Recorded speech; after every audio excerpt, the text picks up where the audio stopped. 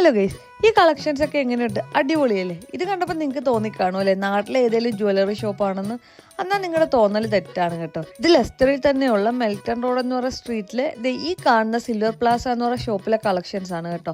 Vacation കഴിഞ്ഞ് തിരിച്ച് നാട്ടിൽ നിന്ന് വന്നപ്പോഴത്തേക്കും ഞാൻ ജ്വല്ലറീസ് ഒന്നും കാര്യമായിട്ട് കൊണ്ടുവന്നില്ല കേട്ടോ. അപ്പോൾ ഈ ഓണത്തിന് ഇടാനായിട്ട് എന്ത് ചെയ്യുമെന്ന് ആലോചിച്ചിട്ട് ഒരു ഐഡിയയും കിട്ടുന്നുണ്ടായിരുന്നില്ല. ഓൺലൈനൊക്കെ നോക്കാമെന്ന് വിചാരിച്ചു, പക്ഷേ വളയുടെയൊക്കെ സൈസ് ഡിഫറെൻ്റ് ആയിരിക്കുമല്ലോ. അങ്ങനെ ഞാൻ വിഷമിച്ചിരുന്നപ്പോഴാണ് റിജു എന്നോട് പറഞ്ഞത് എല്ലാം സെറ്റാക്കി തരാമെന്ന്. എല്ലാം സെറ്റാക്കി തരുമെന്ന് പറഞ്ഞെങ്കിൽ ഇത്ര സെറ്റായിരിക്കുമെന്ന് ഞാൻ വിചാരിച്ചില്ല കേട്ടോ. ഈ ഒരു ഷോപ്പിൽ എത്തിക്കഴിയുമ്പോൾ ഞാൻ ആകെ വണ്ടറായി കേട്ടോ. ഞാൻ ഒട്ടും എക്സ്പെക്ട് ചെയ്തില്ല. ഈ ഒരു വളയൊക്കെ കാണുമ്പോൾ ഉണ്ടല്ലോ, നമ്മുടെ ചെറുപ്പിനൊക്കെ ഇങ്ങനെ അടുക്കി വെക്കത്തില്ല ഓരോ കടകളിലും, അതുപോലെ എനിക്ക് തോന്നി കേട്ടോ. ഞാൻ ഭയങ്കര ഹാപ്പി ആയിരുന്നു. ഇങ്ങനെ ആ ഒരു ഓണം വൈബ് ഈ ഒരു കടയിലൊക്കെ വന്നപ്പോൾ എനിക്ക് കിട്ടി. അങ്ങനെ എനിക്കൊരു ജുംക്കയും വളയായിരുന്നു വേണ്ടത്. അങ്ങനെ നമ്മുടെ കറക്റ്റ് സാധനം കിട്ടി. നമ്മൾ അവിടെ നിന്ന് ഹാപ്പി ആയിട്ട് ഇറങ്ങി.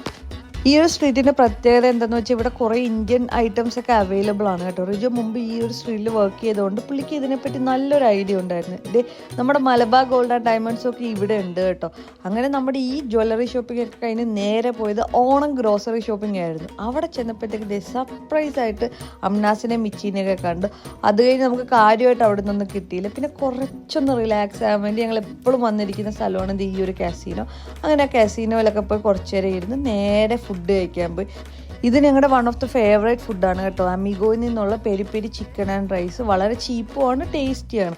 അങ്ങനെ ആ ഫുഡെല്ലാം കഴിച്ച് അവിടെ നിന്ന് ഇറങ്ങി നൈറ്റ് നമ്മൾ മൂവി ബുക്ക് ചെയ്തിട്ടുണ്ടായിരുന്നു കേട്ടോ. ഹൃദയപൂർവ്വത്തിനായിരുന്നു നമ്മൾ ടിക്കറ്റ് എടുത്തത്.